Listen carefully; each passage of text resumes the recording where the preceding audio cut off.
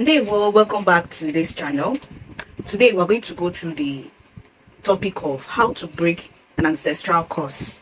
Abumono, Onyabulono. How can we break it? Now, what I'm going to discuss is not going to come from a Christianized perspective, because when somebody has problem with Abumono, Onyabulono, or you're having any kind of generational curse, the next thing the person does is to go to the church, and the church begins their dramatization of their belief or the approach that they use. But indigenously, and as for us indigenous people, we have our own templates, we have our own process, our own protocols on how we break these ancestral curses. And before I talk about this ancestral curse and how we break it, I'm going to discuss what is the meaning of ancestral curse. What are the different kinds of curses? Because when we talk about the curse, some people think that this curse is coming from a singular spiritual force. But in our cosmology, as the indigenous people, we have different kinds of curse. Now the fourth one is how do you know that you're cursed? Then when either from your family, your lineage, you as an individual, how would you know? The signs and symptoms they got from. And finally, how do we break these ancestral curses from the traditional indigenous perspective? So before I continue, I want to first of all thank everybody that supports my channel, from the YouTube gifts and super thanks that I get from you people, your subscriptions, your likes, the comments, even the follow-ups that I get. Now, the purpose of having this channel is to create an Igbo awareness, to tell people how our ancestors perceive things, so that we are working with the right information and not working with a demonized mindset of thinking that our ancestors were committing abominations and destroying themselves and living like people that do not have brain. So this is the essence of this channel, and I want to appreciate every single support that I get from you people, because I work with your support, and without your support, your comments, even the arguments and the insults, all of them are support. So without all those things, I don't think this channel would function. So that being said, so let's get back to the topic. What is a curse? Now, a curse is an expression of anger, a pronouncement of doom or evil on a person. An expression of anger. When somebody is angry, when you make your parents, your ancestors, the people around you, even somebody subjugated, the person could, out of anger, leave a pronouncement. We curse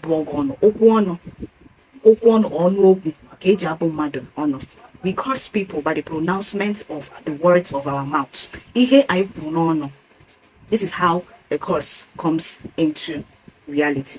So abumono, a curse is an expression of anger, a pronouncement of doom or evil on a person. It is made with the intention to bring misfortunes, illness, bad luck to an individual, a group, or a lineage.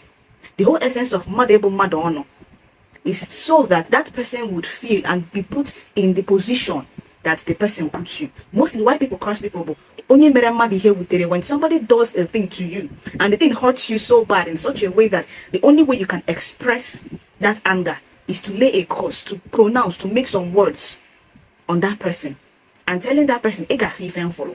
So you're making a pronouncement of illness, bad luck, or evil towards that person. But the intent there is to make that person to be in the position that person put you. So this is first of all the definition of the abumono, of a curse. Now within our traditional Igbo system, curses are believed to enhance the spiritual energy of uke or bonuke or akohili, to enforce a manifestation.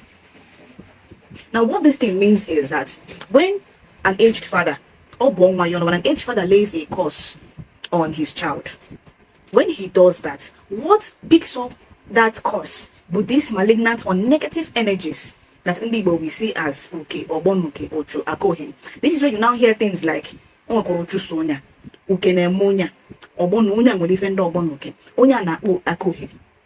These are the negative energies that picks up that pronouncement and puts it into action. This is why I said here that within our system, curses are believed to harness the spiritual forces or energies of these negative forces to enforce a manifestation. So this uke or bonuke or they will pick up that pronouncement and they will start acting within that direction. Now, what are the different kinds of curses there? The first one is an ancestral curse. An ancestral curse. This curse is a curse that is being placed on you by your ancestors, by your lineage. This curse, this ancestral curse, it is coming from people will regard as Ndichi, Ndo Kenya. It could be because of the desecration or the destruction of a shrine, or PowerPoint, or whom, or B, or for, and things that the ancestors kept and preserved that you destroyed because of whatever orientation. It could be because of your religious orientation, and you destroy an ancestral shrine. Your ancestors would now do what? How they would curse you, because some of these things are things they labored for. I don't know, like an ancestor that struggled to get a land, and he gets this land, and the next thing, he builds an obi on that land. Then the son, the predecessor, comes and destroys and brings down that building. What the child is doing is, the child is invalidating the efforts that his father put into erecting that building. Now, because that child is invalidating all the efforts that his father made in, putting up that building, the father's essence will decide to curse him, put him in a situation whereby he is going to have some sort of a ponder or jihalipo, while you start to think, what have I done? And when you now realize that, hey, look at how my life is going, you can now go through divination, and they will now tell you, did you destroy your father's obi? You will say yes. The same goes to every other things that were destroyed because of religious affiliations. Okwalose. You don't know the genesis, the origin of why that Okwalose came into existence in your family. So when you now destroy it, you're shaming your ancestors. So it could lead them to curse you. Now the second one is spiritual curse. This particular curse can come from your chi. It can come from an alose. It can come from Ndiotu. It could come from Ajana. Because you desecrated the land. So Ajana could place a curse on you. It could also come from your awo, your spiritual entirety of your spiritual forces. And primarily, the cause of these forces, these spiritual forces causing you, it could be because you desecrated. Because Chi hasn't so, Alose hasn't so, Ajani hasn't so, due to have their own so. So whenever you desecrate and you deflout their so, they are inclined to place a curse on you. And remember, the essence of placing this curse for you, it is to get you to start pondering. It went to Haliobi, to start checkmating and checking your life. What did I do? How can I fix this thing, this problem that I have caused? Now, the third kind of a curse that we have is Ogonyo Waji. The curse that comes from your reincarnate. Now, why would this curse exist? This curse could be because of the past actions of Onyonologo or your reincarnate. It could be because of Ihe Onyo Wagimetere. And because you are the physical representation, manifestation of your avatar, your Onyowa, that curse continues until Onyowa. Now, before Christianity, what our ancestors did was, once they give birth to a child, the first thing they will do is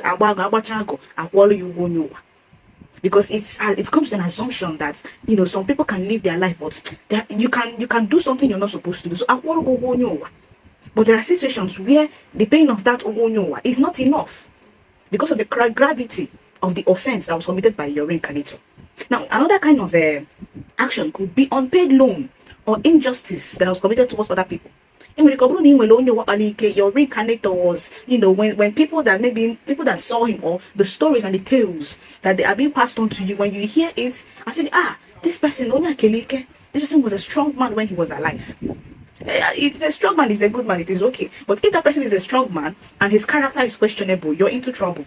Because you will now have to, you will now try to know what this person did, or whether subjugated. You will now try to find out these things so that you can be able to live a more fulfilled life, devoid of any of these causes. Now, the next step you are going to go through is, how do you know that you're cursed? And the first symptoms or signs is repetition of misfortunes in your personal life. We call it a second.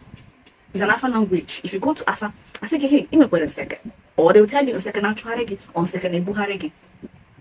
So it's a repetition of when you have repetitions of misfortunes in your personal life. Like every single time you're in trouble, every single time you're making some financial commitment, you're using, you hustle day in, day out, you're out there, you put yourself, you're doing everything right. But after doing everything right, the next thing you're having a problem that will now come and take up all that money.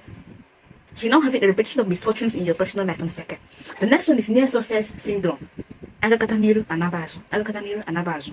When you instead of it to move on, and because life is all about stages. This is why in Igbo cosmological system we have what we call Etuchugo.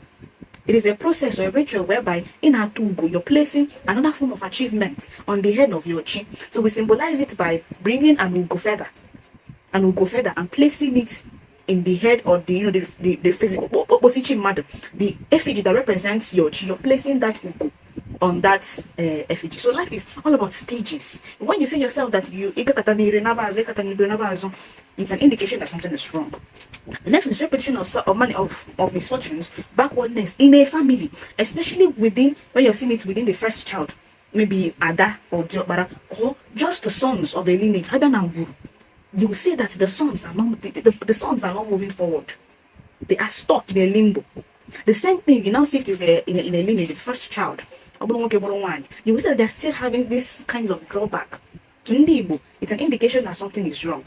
Now we now have disagreements, jealousy, backbiting amongst Omunna. A family is supposed to have family values, to be united, living as one. But when they're now dealing with a cause, it could project disagreement, jealousy, and backbiting amongst themselves. The next one is when you have gender or child mortality that can lead to Igbo Chinguru. The next one is disagreements or disgrace and unmerited rejection by peers and acquaintances. It's an indication that something is wrong. And the last one is psychotic breaks that is seasonal. You come to a family, you will now see that 3-4 people are in that family. Then wishing back, they're having their destiny is not Ozucherezu. It's a clear indication that something needs to be done and something needs to be looked into. Now, how do we break an ancestral curse from an Igbo perspective? The first one is to admit and recognize that there is a pattern. Recognize that there is a pattern of events, that things are not working the way it should work, that there is something that it is wrong. First of all, recognize, accept Godi that there is a problem. And the only way you do it by recognizing the pattern of repetition. Recognize that pattern of repetition. That's the first step. Now, the second way to attack this thing is to recognize. After you've recognized that this pattern that I'm talking about, the next thing you should now find out is the root cause. Where is it coming from? Where